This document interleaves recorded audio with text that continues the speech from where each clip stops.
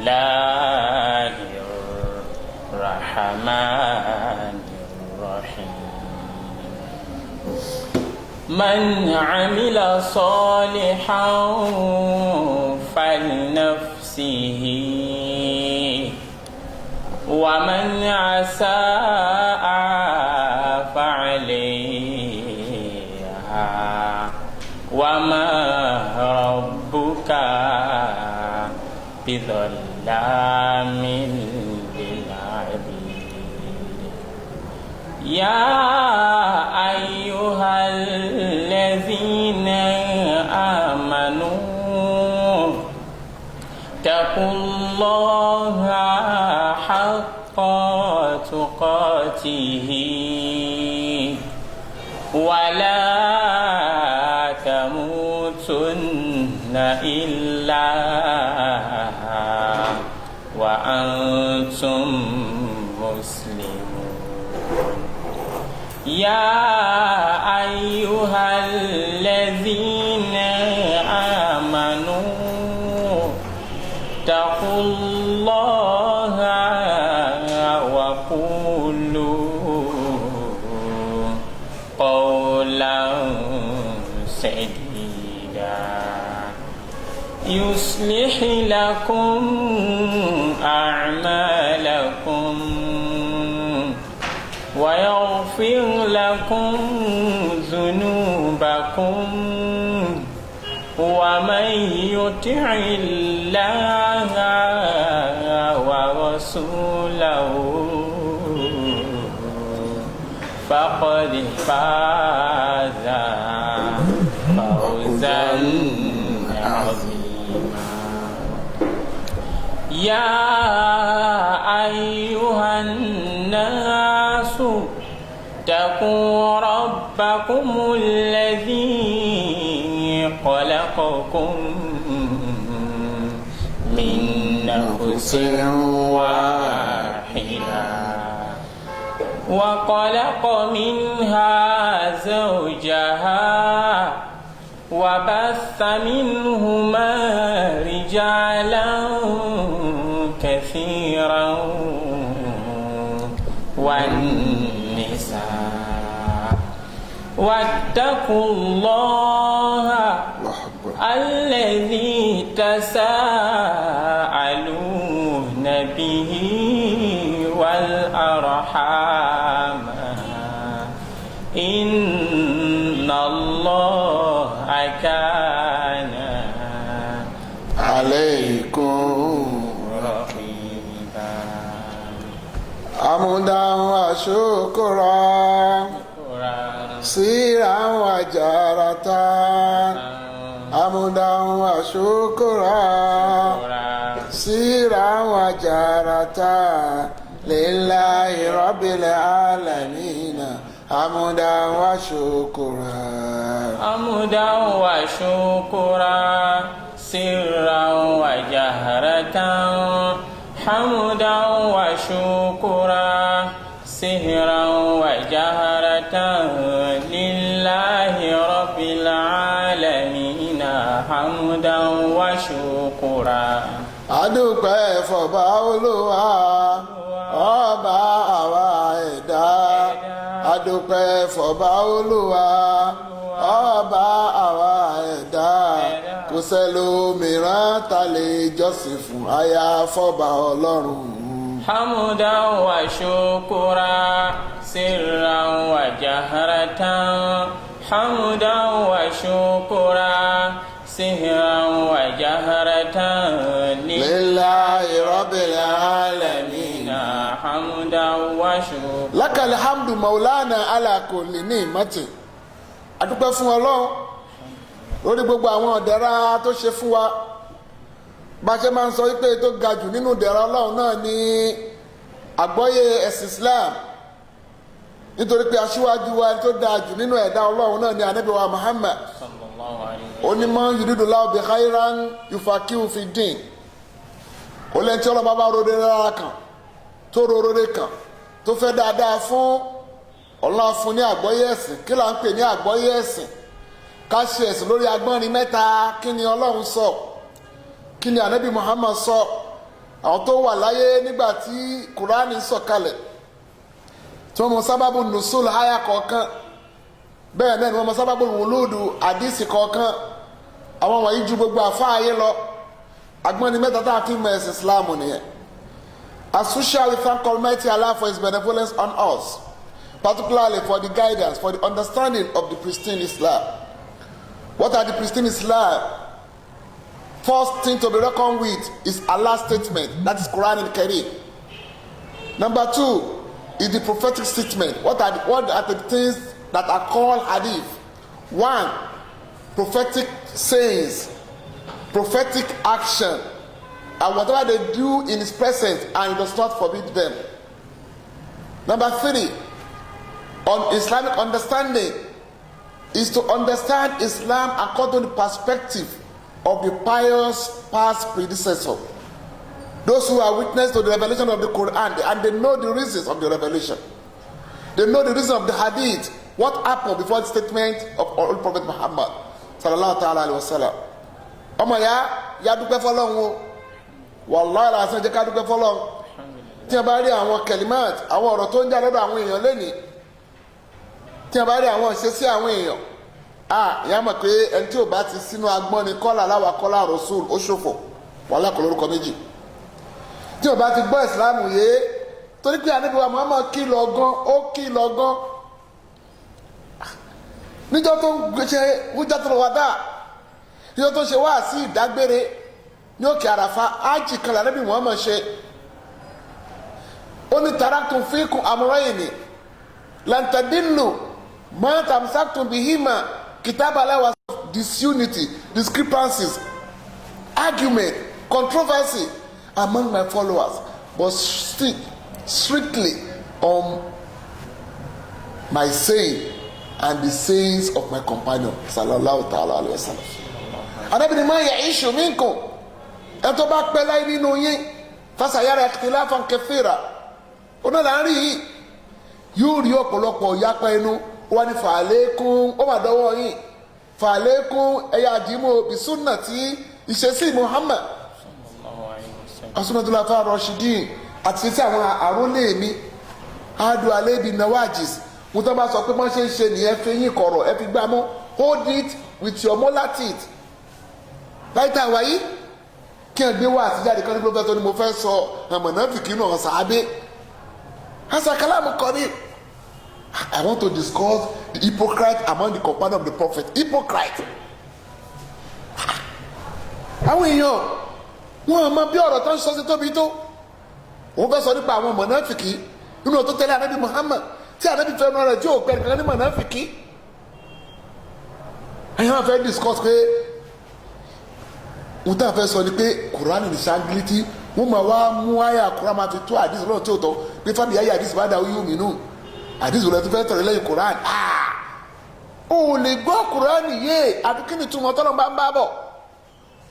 Àdìsí tó ń sọ ń bẹ̀ yẹn ọ̀rọ̀ míì ni kì í ṣe àdìsí Ànábì wa Muhammad náà rí fáàsì. Ìwọ ọmọ yẹn ti sọnù lẹ́nìí.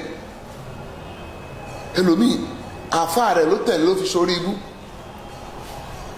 Ó já tí àwọn bàbá wa ti gbọ́ ọ̀rọ̀ yé náà ti fàdúrà yẹn lélẹ̀ pé Ọlọ́run kó bọlá kọ́lá ń ṣe Ọlọ́run kó bu ìkúnyé ànábì kó gbé sínú ànábì Muhammad kó fún ànábì lága wàsílà kó rẹ bí dé àṣetánì ńlẹ̀. The prayer is evergreen prayer. It has been for the time immemorial that oh Allah elevate Holy Prophet Muhammad sallallahu alaihi wasallam, granting the throne of succession that's going to be asking for clemency, for amnesty, for we Muslims on the day of resurrection. The throne of intercession is going to intercede on our behalf, elevate his practice, and erase all innovation. Níbi táyé délé ni bí Yorùbá ti gbọ́ àgbọ́yé ẹ̀sìn látara kí lọ́lọ́ bá sọ kí lọ́nà bí sọ ojú ọ̀nà sábẹ́ iṣẹ́ lọ́fi wọ ẹ̀sìn ìyá sọnù. Àgàtà tó wá dayé oní pé tó bá ti rọra dátà máa sọ tó wè làwọn yẹn kàn sọ kí ẹ sọ fún wa pé àfáà tó kọ́ tó dálé kí ó tó ń lọ́lẹ̀ ojú ànábì Ọlọ́run bá mi tí wọ́n yẹ pariwo tó pọ̀ ní kò ní kó jẹ́. àwọn èèyàn ń sọ àwọn ọ̀rọ̀ tó mú wọn kó nínú ẹ̀sìn pátápátá. wọ́n dẹ̀bi kíta wọ́n ń defame wọ́n ń bá ọ̀nà mùsùlùmí àwọn ìyá wọn jẹ́ wọ́n ń gbowó Saudi ni tó bá padà wá mú ọmọ abẹ̀bẹ̀ ọmọ àdọ̀bálẹ̀. ẹlòmíì ò dúró níbi tí ààyè rẹ̀ mọ́ báíbù ló mọ̀ ó ń dá sọ́rọ̀ ẹ̀sìn ó ń pè é ní mufti kò lè ka kùránì já gere báyìí kò lè ka kùránì kò lè má dìísì mẹ́wàá wá àwọn ọ̀rọ̀ tó ti parí àwọn èèyàn wá rí èèyàn takò mọ́ ẹnu wọn wá gbà wọn bú Abu Hurairah wọn bú Muawiya àwọn èèyàn ń pè abúlé àbúrò mọ́rùn ní mọ̀náfíkì subhanallahi amma yushrikun àwọn èèyàn ń ta sí Sayyidina Ali àwọn èèyàn ń bú àwọn ìmáàmù àgbà Imam Bukhari Ibn Baz Albani Ibn Taymiyyah Ibn Qasim al-Jawzi kí ló fà á nítorí àtijọ́ àti mu wọn jálàbí tí wọ́n rí wọ́ọ̀rì sẹ̀sìn nítorí àìmọ̀ kan àyàn pé kí náà ń kà ní jamiu kí náà ń kà ní university people don't know their status their limit. So if you understand Islam today, never contribute on what you knew not, because for every profession there's a field for it. If you don't know anything about Quranic explanation, follow those who knows about it and quote them. Tó bá wọn ṣe tú Qurani tú pẹ̀lú àwọn tó mọ̀ tú kò dẹ̀ quote wọn ó mọ̀ nípa àdìsí quote tó mọ̀ nípa àdìsí feed kan lọ́tọ̀ is a special feed on its own.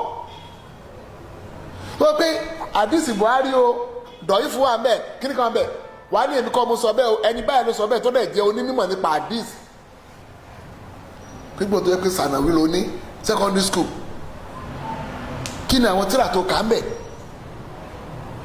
wọ́n wá dẹ́sì rú mọ́ àwọn tí wọ́n lọ́lé ẹ̀kọ́ ẹ̀sìn àwọn èèyàn gan wà mọ́ tó fẹ́ dúró sí láti kọ́ dúpẹ́ pé Ọlọ́run bá a dúpẹ́ fún ẹ o tó fi ojú ọ̀nà wa lórí ọ̀nà kọ́là láwà kọ́là rọ̀ṣọ́ àwa bẹ̀ Ọlọ́run fáwọn náà a bẹ̀ Ọlọ́run bá fún wọn kọ́lọ̀ kó dà padà sójú súnà tó gbé kò sí súnà kò sẹ́sìn kódà mọ́àmọ́tọ̀ Imam Maliki tẹ́lókọ̀ mọ́àtọ̀ tẹ́ríkà padà sí àìmọye hadith ló wà nú ẹ̀ náà kí ṣòkòtò má kọjá orúnkún àbí kó má jà kọjá kókósẹ̀ Maliki gbé wá kí ẹ̀ ṣe ṣìnà ká sọ lóko Maliki gbé wá àìmọye hadith with torment Allah in times of trial and tribulation. Is it to have faith, unshakable faith in whatever that befall on you? tó o bá wà nínú Islam tó o bá tí ìmọ̀tara ń pè ní Ibrahim o tí mọ̀ Islam. If you say you are a Muslim and you have not comprehend and you have not learned about the Prophet Abraham, Prophet Ibrahim, you are not a complete Muslim. Because it's the foundation of many things. Ó ní ìpínlẹ̀ gbogbo nǹkan. Níbi tí Ọlọ́run bá lágbára dé, òun ló kọ́ fi ṣe aṣíwájú gbogbo àwọn èèyàn. Ọlọ́ba kọ́ ni ìwọ la aṣíwájú àwọn èèyàn. Ìníjà ìlú kalẹ̀ náà sí ìmáàmà. Today I appointed you to be the leader of all mankind. After trial and tribulation, ìsèpítàlà Ibrahim ọ̀rọ̀bù kẹlẹ́mọ́t. Nígbà tá a dánwò tó yege, a fi ṣaṣíwájú. Ẹni tí Ọlọ́ba fi ṣaṣíwájú, ṣé kò wá tó wò láwòkọ́ṣe? Someone that might Allah appoint as the leader of mankind, is it not worthy to be a emulation, to be a model, if you want to be successful in this world and the hereafter? Also on the Quran, no? Also on the Quran. Now, also on the Quran. Only one of the of final fi dunya, one of the akhirati, na mina mukarabi. Anabi Ibrahim ni. Only mo shalesha nílé ayé bí. Tó bá fi jọ́ gbéra kíámà, ó máa wà náà tó súnmọ́ mi Ọlọ́ba pẹ́kipẹ́ki. Allah said, I selected him in this world. Instead of final fi dunya, I selected Ibrahim in this world. But the day of resurrection is going to be among those who are very near to me. Allah. Ó wá kọ́ pa àtọ̀ Ibrahim, ó wá kọ́ tọrọ pa àwọn ṣéwù. Tọ́lọ̀bọ̀ tí ẹ̀mọ̀ wọ́n rí rárá. Tí ò sákọ́lẹ̀ fún wọn. Wọ́n sọ nípa Mudiru, Imam, àwọn Mufassir. Ẹni tọ́lọ̀ bá ní kó kọ́ nípa ẹ̀, ó kọ́ nípa ẹ̀. Ànábì wa Ibrahim tawí. Ọlọ́run bá ní òun àtàwọn ọjọ́ rẹ̀. Wọ́n tó wò láwòkọ́ṣe. Bí Kùránì ṣe tóbi tó yẹ̀yẹ̀ méjì lórí káwò láwòkọ́ṣe. Ànábì wa Ibrahim àti Ànábì wa Muhammad. In the old Quran, from Fatiha to Bakara. Allah mentioned only two people to be followed, to be emulated: Prophet Ibrahim alayhi salatu wasalam and Prophet Muhammad sallallahu ta'ala alayhi wasallam. Ọlọ́ba ní ti pàápàá àwòkọ́ṣe tó dáa jù fún yín o ara Ibrahim ló wà. Allah said it. كانت لكم في إبراهيم ó ń bẹ fún yín hasanatun. Ọlọ́ba ní ó ń bẹ fún yín àwòkọ́ṣe tó dáa, ìwòye sí tó dáa. والذين آمنوا معه àtàwọn tó wà pẹ̀lú rẹ̀. Kí ló fà á? Níjọ́ tọ́rọ̀ ọba yé wọn bá wọn aláwo ṣe mọ́, wọn bá wọn kèfèrí ṣe mọ́. Ọ̀run yẹn gbọ́dọ̀ pé tó bá ní kí ló pín wa àtọ̀rẹ́ rẹ̀ sọ pé ẹ̀sìn ló pín wa. إذ قالوا ẹ̀sìn ló pín wa. لقومهم Nígbà tó ń sọ fáwọn ọjọ́ wọn. إنا براء منكم Wọ́n ní àwa yẹ̀ fún yín abọ́pábọ́sẹ̀ àbá yín ṣe mọ́. ومما Àti nǹkan tẹ́ ẹ fi ń wá orogún pẹ̀lú Ọlọ́run. Nídùnnìlá. Today we exempt ourselves, we withdraw ourselves from you. We are not going to engage with you in anything, and things that you join in worship with Almighty Allah. كفرنا بكم. Àṣà ìgbàgbọ́ sí yín. كفرنا بكم Àṣà ìgbàgbọ́ sí gbogbo tẹ́ ẹ pè ló ṣàtàwó. وبدا Ó wá bẹ̀rẹ̀ بيننا láàrin wa àtẹ̀yìn náà àdáàwà. Ọ̀tá bẹ̀rẹ̀ lẹ́nìí àti nínú ibi ni títí láéláé àtá. حتى تؤمنوا بالله Ó dìgbà tẹ́ bá padà gbọ́ lọ́wọ́ bá gbọ́ ká tó máa ṣọ̀rẹ́. حتى Tu'minu billahi تؤمنوا بالله wahada. Tẹ́ bá gbà pọ̀ ní ọlọ́ọ̀bẹ ẹyọ kan ṣoṣo. Islam ló máa ń pín bàbá àtọmọ, ló máa ń pín ọkọ àtaya, ló máa ń pín ọ̀gá àtọmọṣẹ́. Take that and either you like it or not. Islam have a demarcation and it separates father and sons, father and daughter, wife and husband. Islam separates. If others decide to follow the way of mushrikun, ẹ̀sìn tó ń pín bàbá àtìyá tó ń rárá o, tí bàbá bá ti takú sínú pé òun fẹ́ kọ́tọ́ lọ́hùn yóò pín wa gbà bẹ́ẹ̀.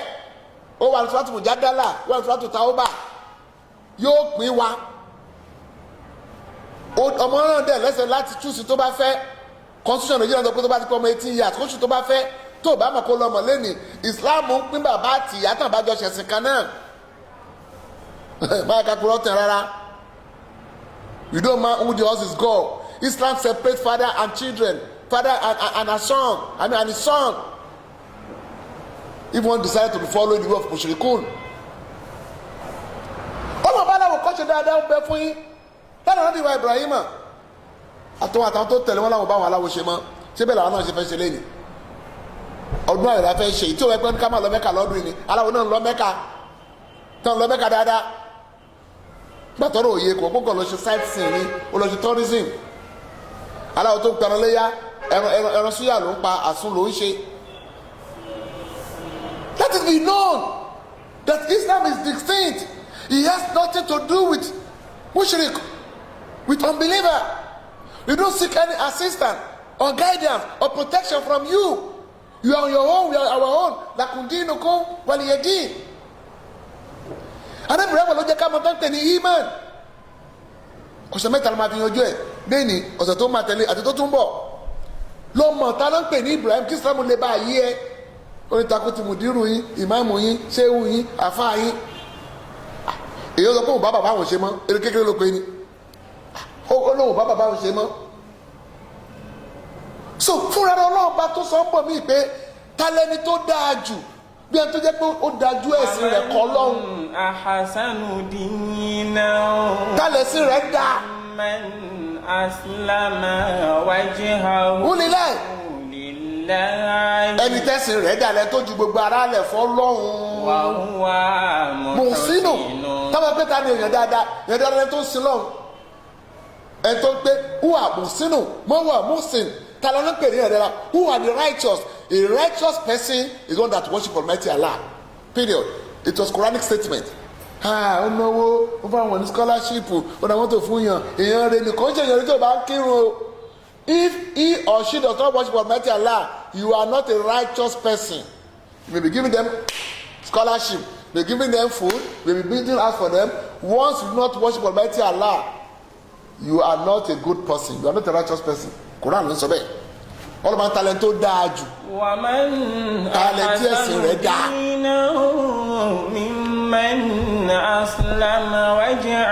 Ètò ju gbogbo ara rẹ̀ fọlọ́. He submits himself in totality to Almighty Allah. He does not have any compassion for tradition. He doesn't have any compassion for sectarian. He doesn't have any compassion for his country. He has everything solely for Almighty Allah alone. وَاتَّبَعَ مِلَّةَ إِبْرَاهِيمَ حَنِيفًا. Ó wá ń tẹ̀lé ojú ọ̀nà Ibrahim. وَاتَّخَذَ Allahu Ibrahim Halil. Allahu Akbar kabira. You can see. Hey, Olanka. Surah An-Nisa. Verse 121. Quran 4 verse. Go and check it. Quran 4 verse 121. 125. Ó tẹ̀lé ojú ọ̀nà Ibrahim torí pé èmi Ọlọ́run náà mú Ibrahim ní ọ̀rẹ́ mi àyò Jalla Jalalu Azza wa Jalla. Allah said he follows the footsteps of Prophet Ibrahim because I, Allah, took Ibrahim as my intimate friend.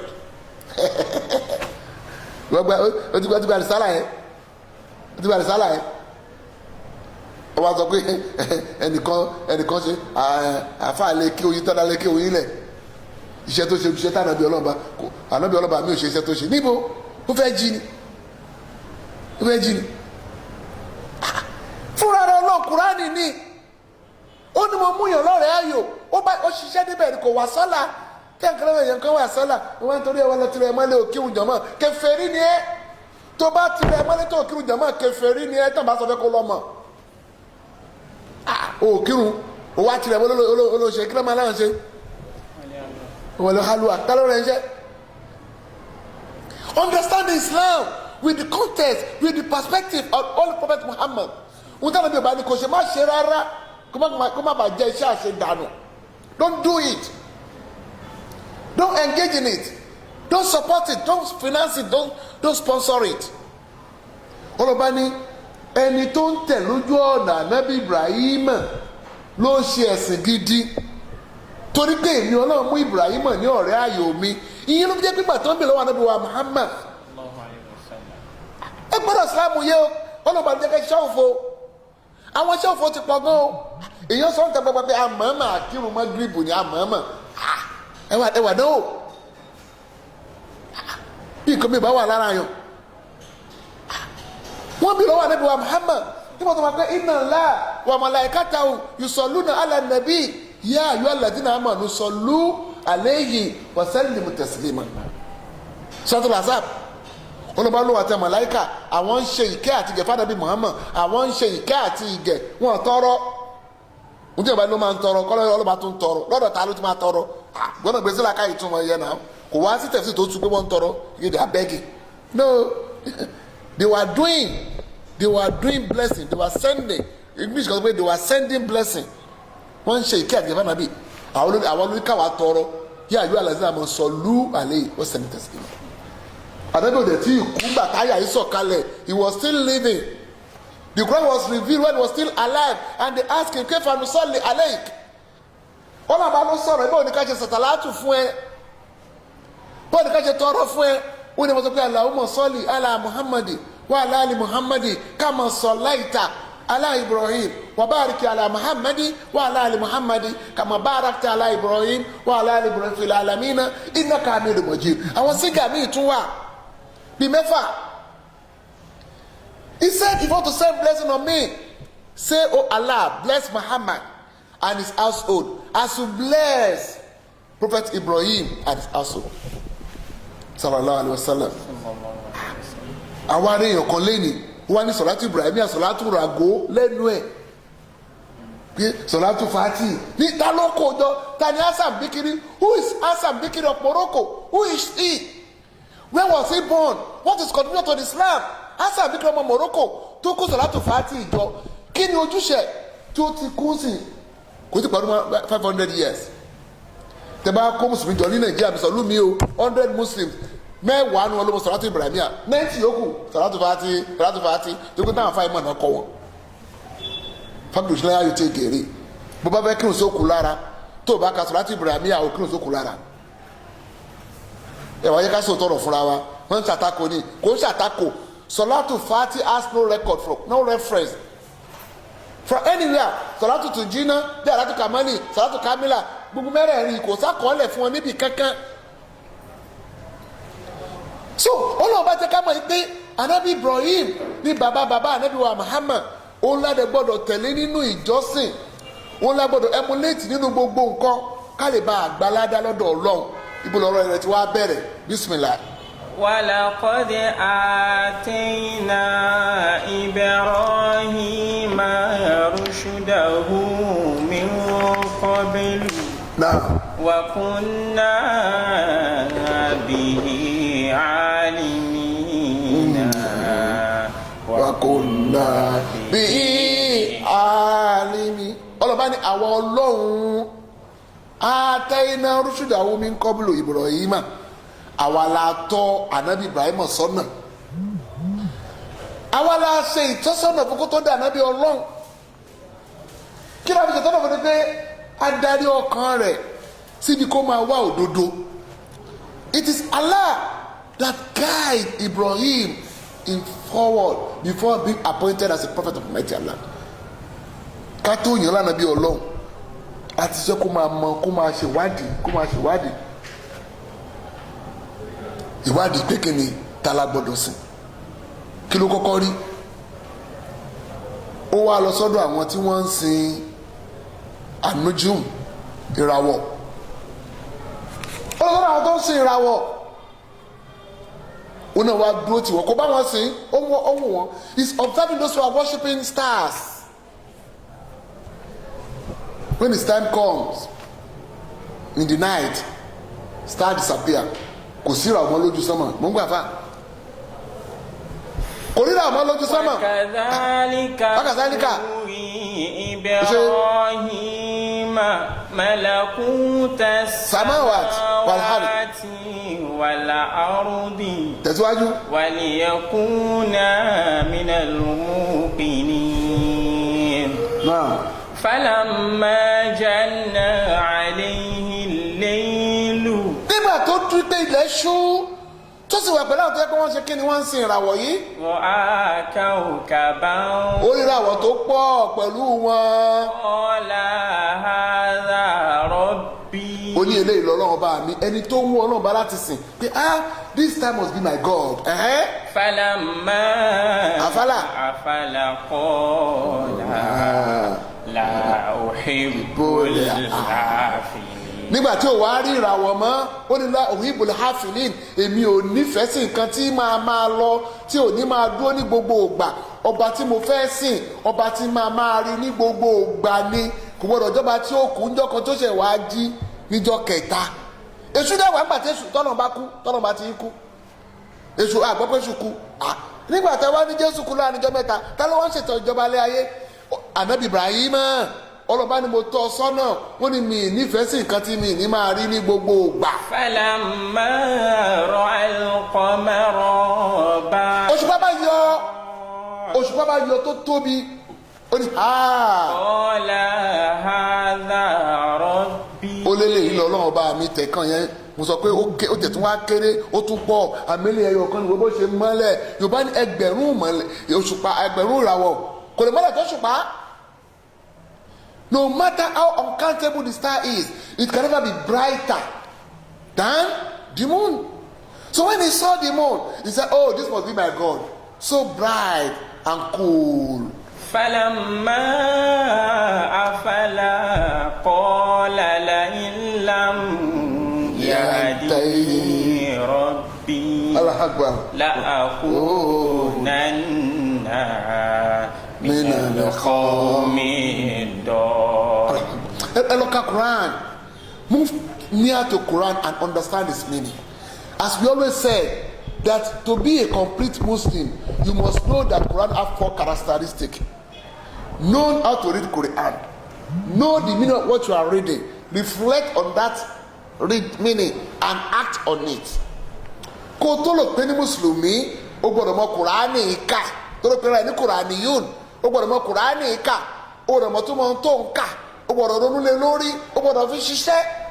Kó tó rí ìràwọ̀ tó kọ́kọ́ rí oòrùn. Àbí? Amagba tó róṣùpá, ó lé lè tóbi o.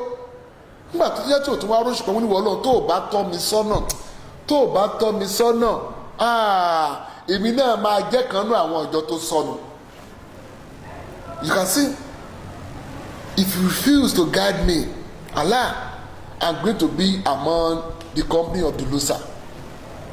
The company of those who went astray. Tí mo rí ti fẹ́ sìn, tí fi tó padà rí wọn mọ́, tí mo rọrùn tó ń lọ, tí mo ríràwọ̀ tí ràwọ̀ ń lọ, tí mo rọ́ṣùpá tó ṣùpá ń lọ. Ìwọ Ọlọ́run tó bá tọ́ mi sọ́nà, èmi náà máa wà nínú àwọn ìjọ tó sọnù. Gbogbo ìjọ tó bá ń sin nǹkan míì lẹ́yìn Ọlọ́run ló dá odò, ẹ̀yin ń bọ Ọ̀ṣun. Ọlọ́run ló dá òkè, ẹ̀ ń bọ Olúmọ. Ọlọ́run ló dági, ẹ̀ ń bọ ìrókò. Èèyàn lògún, ọlọ́dẹ ni nílùú Rẹ̀. Èèyàn ní Ṣàngó, ọba ní nílùú Ọ̀yọ́. Èèyàn l'Ọbàtálá, ọba ní nílé Ifẹ̀. Gbogbo ẹ̀ tó bá ń bọ àwọn nǹkan tó fi dórí Agẹmọ àtẹ̀yọ̀ àti gẹ̀lẹ́dẹ́ olóòṣà ní gbogbo yín o.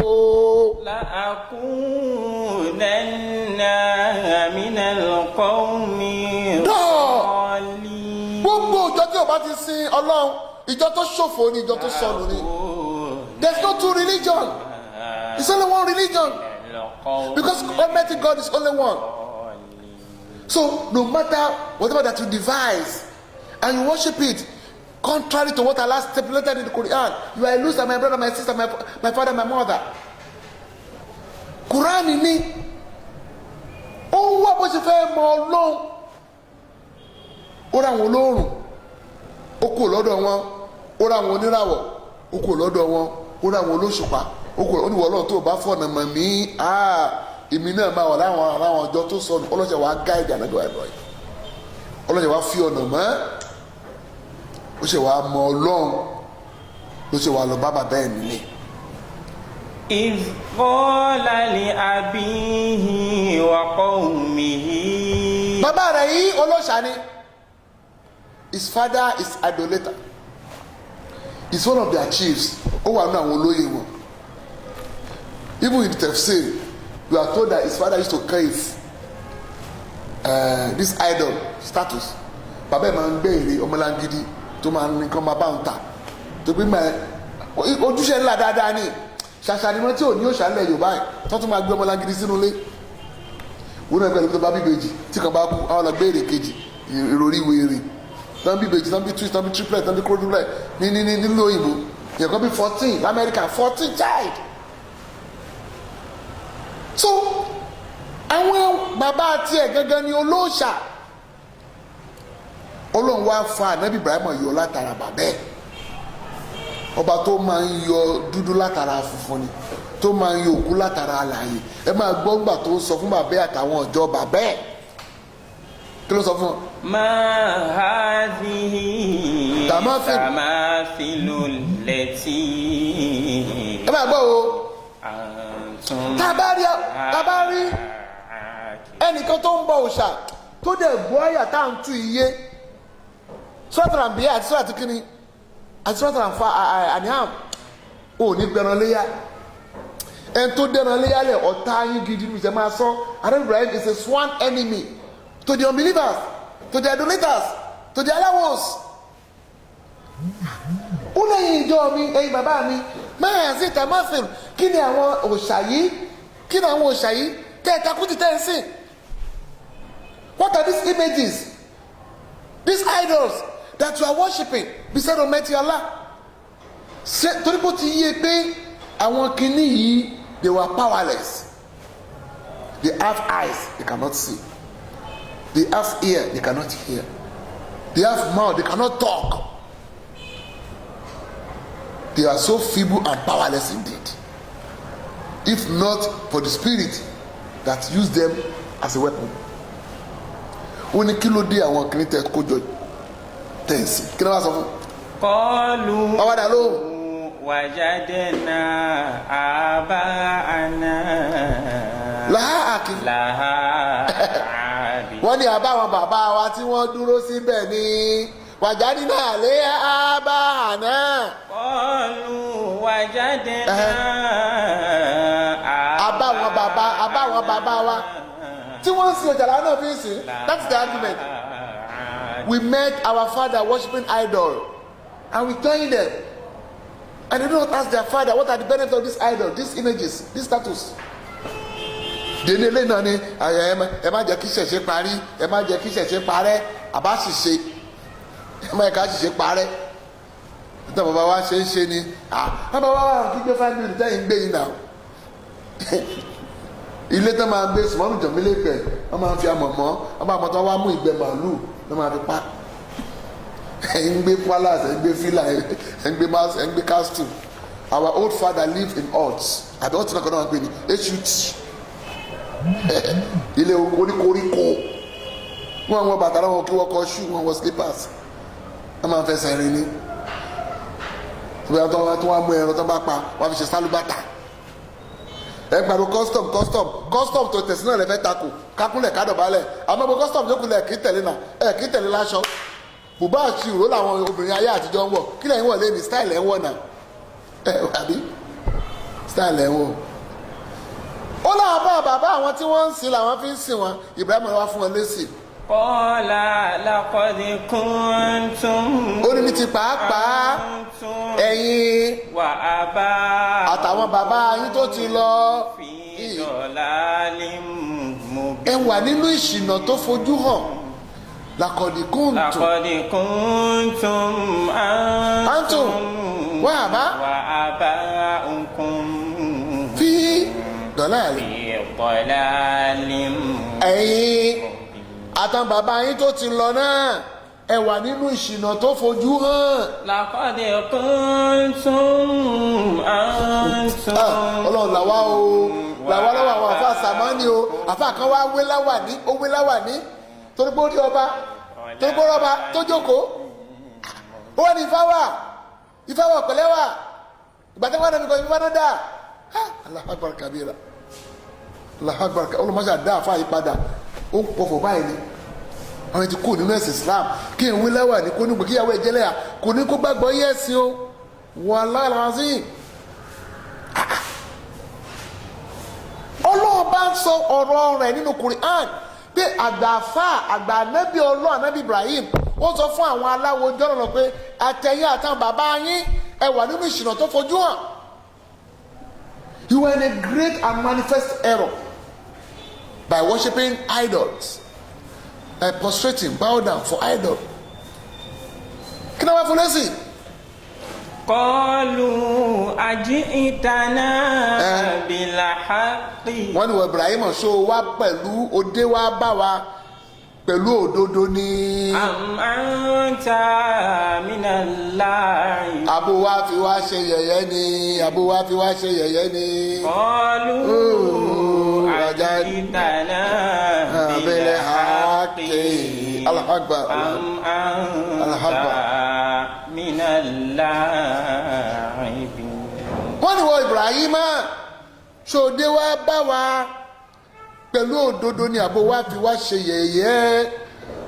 Oh, you Ibrahim, are you with proof and the truth, or you are here to make jest of us?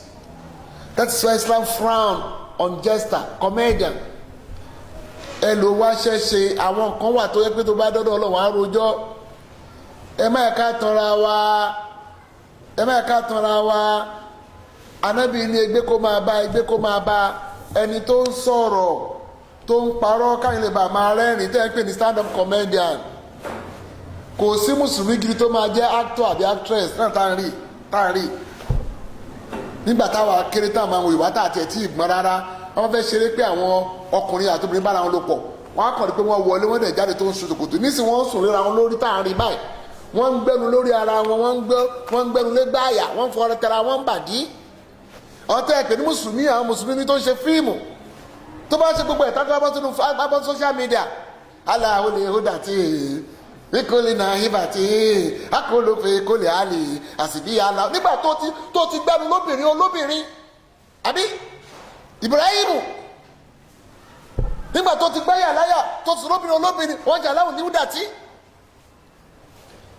ìjẹ́ ìpínlẹ̀ mùsùlùmí nínú yín tó bá jẹ́ òǹkà kọ̀sídà kí ló ń kà Ànábì wa Muhammad sallallahu alaihi wasallam ó ní kí ọmọkùnrin kó gbé ọwọ́ rẹ̀ lórí ẹ̀ṣẹ́ iná ó sọ̀jú kó gbé ọwọ́ lé obìnrin tí kì í ṣe ìyàwó ẹ̀ lọ abẹ́lẹ́tọ̀ ẹ̀ he says it's befitting for a man to hold a live fire than to hold a woman that is not rightful for him kò sí tó ń jẹ́ actor actress kò sí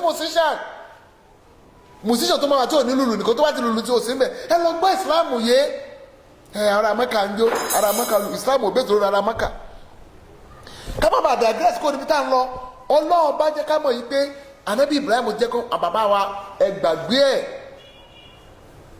àtẹ̀yìn àtàwọn òòṣà yìí inú ìṣìmọ̀lẹ̀ wà òun ò wá bá yín fi ń ṣe yẹ̀yẹ́ o òun dé pẹ̀lú òótọ́ ni torí ìsìláàmù ò fa ìkáfíra wa ṣe yẹ̀yẹ́ ẹ̀rọ̀ká Suratul Hujurat Quran 49 láti verse 13 yẹn ló ń tọ́lọ́ bá sọ mbẹ́. So that is the first conversation between Prophet Ibrahim and idolaters. nígbà tó rí léyìí ó wá mìíràn bàbá ẹ̀ pé bàbá ta ni ó lágbára ta ló ń control bàbá ní ọba àlú àwọn ni yẹn ló wá mú lọ sí inú palace Quran 2 verse kínní ẹ̀ tó bá fẹ́ wò ó Suratul Baqarah. Because you need to know about the Prophet Ibrahim. After having discussion, explanation with the idolaters, they now direct him to the king of the time. So the Baqarah verse kini 258. Kí ló bá sọ ń bẹ́ẹ̀. ألم تر إلى الذي حاج إبراهيم في ربه أن آتاه الله الملك إذ قال إبراهيم ربي الذي Oye wa yomi. Ànábì wa Ibrahim ọlọ́ba náà Mùrúdù ọlọ́ba ní òòrí ni ẹni tó ń bá Ibrahim jiyàn nípa ọlọ́run ọba rẹ̀ nítorí bọ́lọ̀ bá fún lọ́lá.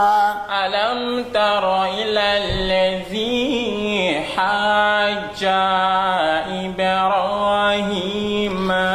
Don't you see that person that was arguing with Prophet Ibrahim because he was wealthy, because he was in influence, he has connection, authority, in power. He has power.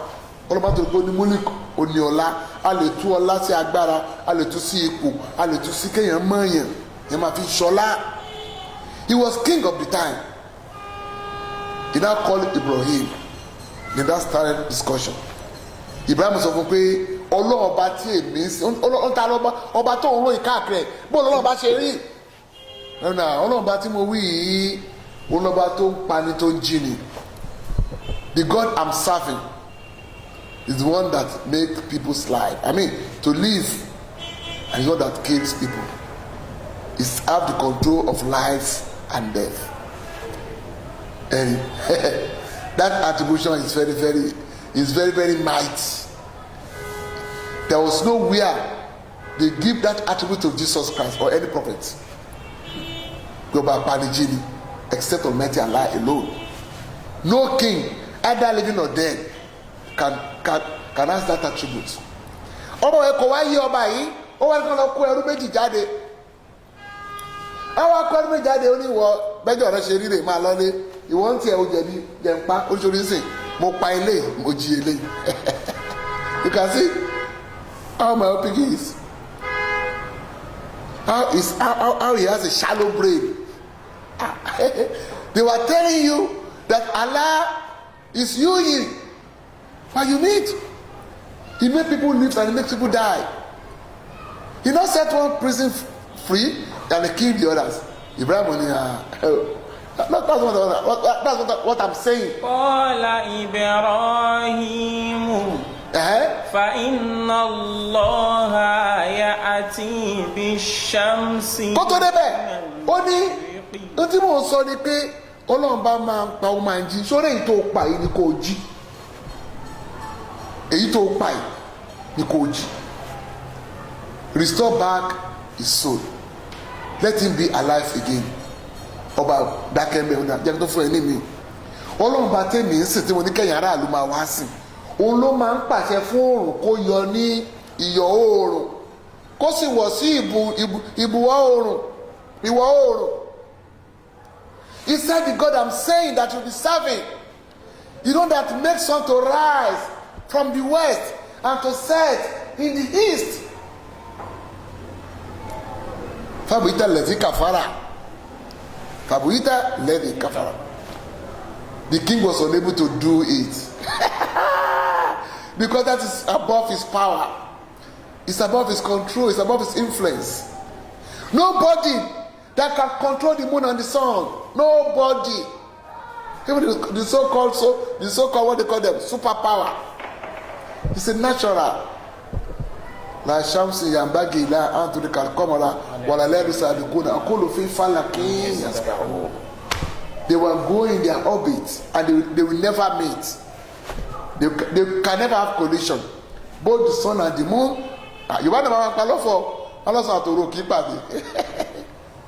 Kò sábà àná ọbẹ̀ èdè tó lè ṣe yẹn àfàlà nìkan. Ó sọ fún Nàmúrúdù, ó ní ọlọ́ba ló máa ń pàṣẹ kí oòrùn yọ níbi tó ti máa yọ, àwa wọ̀ síbi ẹ̀kọ́ ti wọ̀, ìwọ̀ oòrùn àti ìyọ̀ oòrùn. Nígbà tó gbóhùn lè ṣe é ojú tì, àjọyọ̀ ló ti dájú sọ Ànábì wa Ibrahim. It's a lesson.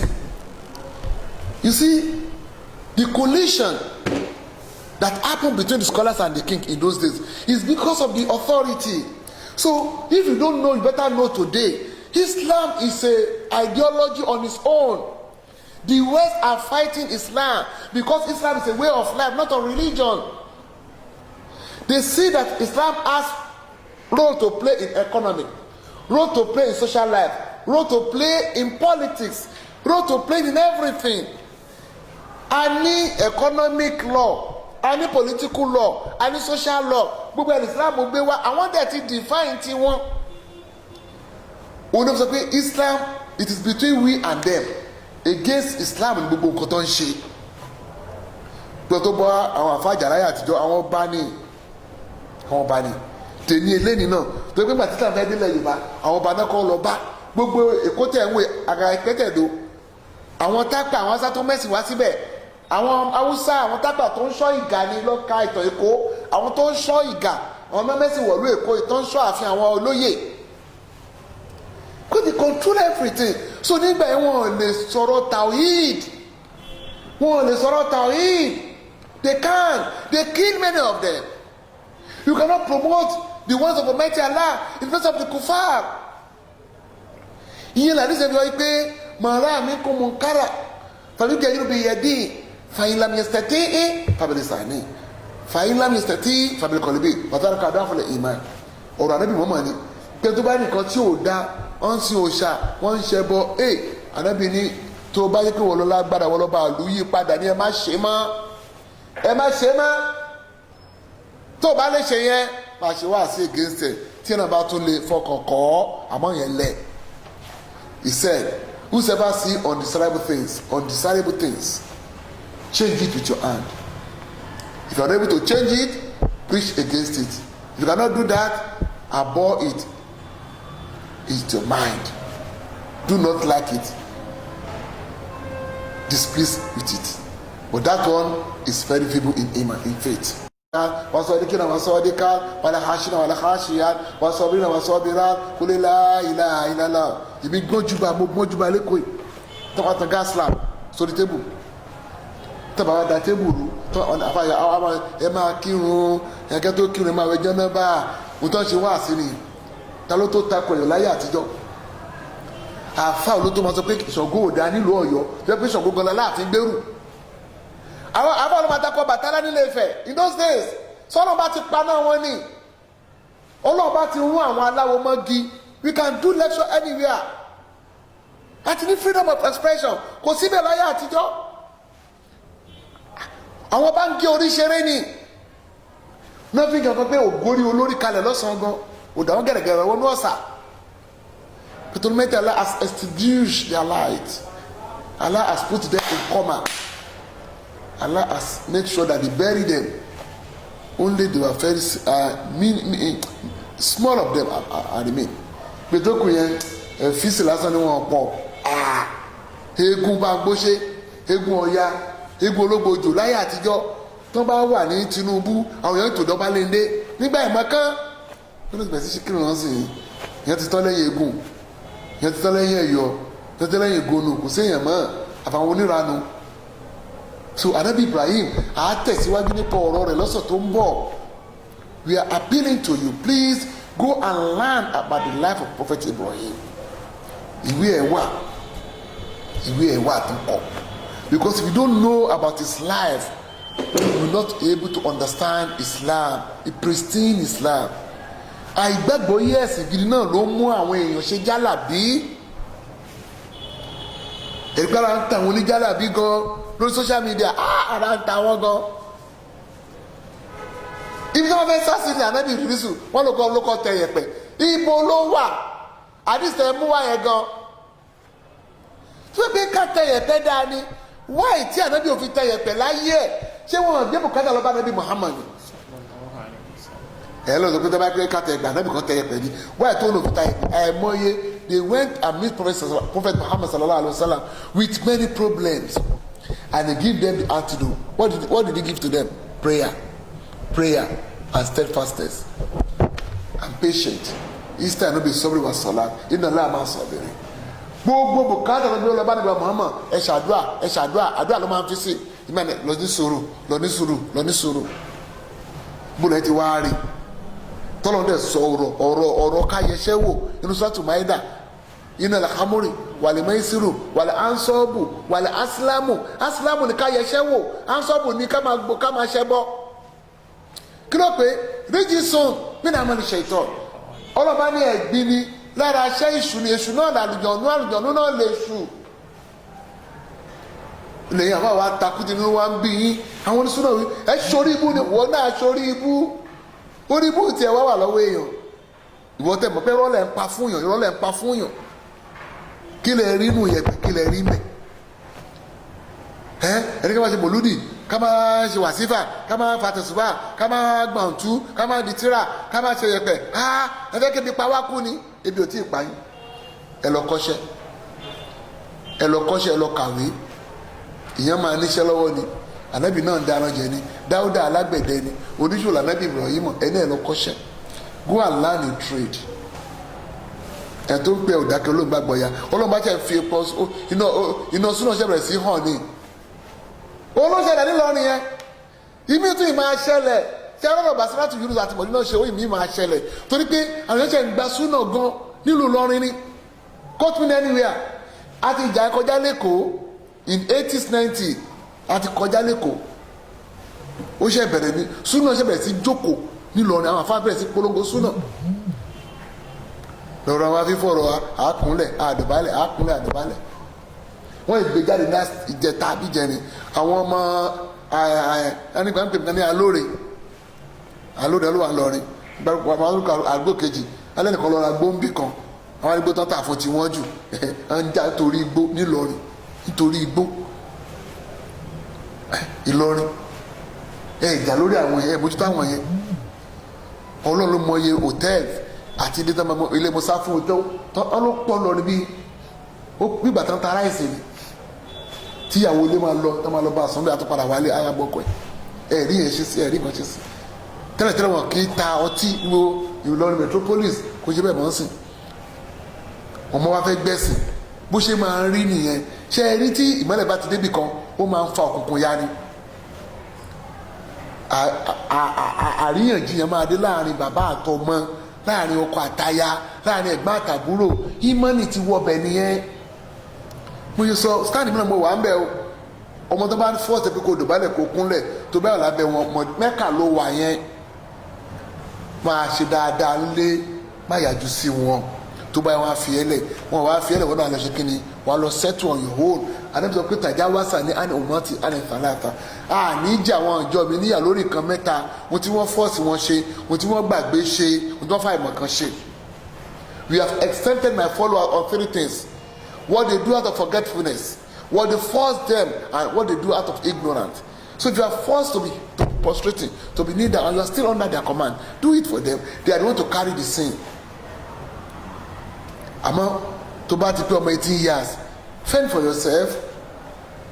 Ẹ̀yin òbí ẹ lọ ọmọ yẹn Nàìjíríà 18 years, ọmọ yẹn lẹ́tọ̀ọ́ láti ṣẹ̀sìn tó bá wù. Ìkúnlẹ̀ àdìbálẹ̀ kọ́ ní kẹ́tì ẹ̀bẹ̀ kẹ́kẹ́ máa jàǹbá àjàlé lórí ẹjà lórí pé sọmọ yín ń ṣẹ̀sìn. Ẹ̀sìn láà béèrè tó bá jẹ́ gbèdà kíámà. Ẹ̀sìn nìkan ní pàtàkì. Ẹ̀sìn láà béèrè kí náà ń pè lẹ́sìn. Ọlọ́run bá wí ànábì wí. Ẹ̀mẹ́ káwọn àfáà kan fi tàtẹnujẹ tiwọn kan fi kó bá yín o lórí ọ̀rọ̀ ànábì Ibrahim á tún tẹ̀síwájú lọ́la. bá ṣe máa ń tọrọ pé a fẹ́ ẹ̀yin tẹ́ ń gbọ́ wa ẹ bá ṣíà lẹ́ṣọ̀ yìí ẹ jọ̀ọ́ àwa náà là ń sponsor ara fúnra wa. aráta rẹ ti máa ń rí owó náà ní ọlọ́ba ní kádàmọ́ di lọ́dún yìí a lọ sí umura kọmíṣọ̀ tá a bá rí bẹ́ẹ̀ náà la máa fi ń kọ́ntínú a lọ sí hajj kọmíṣọ̀ tá a bá rí bẹ́ẹ̀ náà la máa fi ń ṣe program yìí àti ti rédíò àti tẹlifíṣàn. Kindly subscribe, kindly donate, kindly send your widow smite to our account. Keystone Bank Monica Star Venture, Keystone Bank Monica Star Venture 10000 in 4 places 19658 0 in 4 places after 19658. Then Comodina Jala First Bank 307576417. You can see the account on your screen. Please, we expect your donation. Inshallah, next week we shall continue on the Prophet Ibrahim, his character and his model to be emulated, to be followed, so that we can be successful in this world and the other. Lọ́sẹ̀ tó mọ̀ lágbára Ọlọ́run, Ànábì Ibrahim ìwà rẹ̀ kápọ̀ àtẹ̀lé wa sunnati inna Allaha ghafurur rahim. Kazudawati lalahi wa sunnati rasulihi nadiru nasa ila al-khairi nadiru nasa ila al-janna nuhibuhu amirana nuhibuhu asatisana nuhibuhu ma walidaina Allahumma irhamna nas'aluka ya lahu iftah lana ilma iftah lana hikma wa hafiz lana amiruna wa nahnu natlubu limadina لكي نجا في الآخرة لكي نكون مع محمد رسول الله في الجنة اللهم انصر المجاهدين في كل مكان وثبت أقدامنا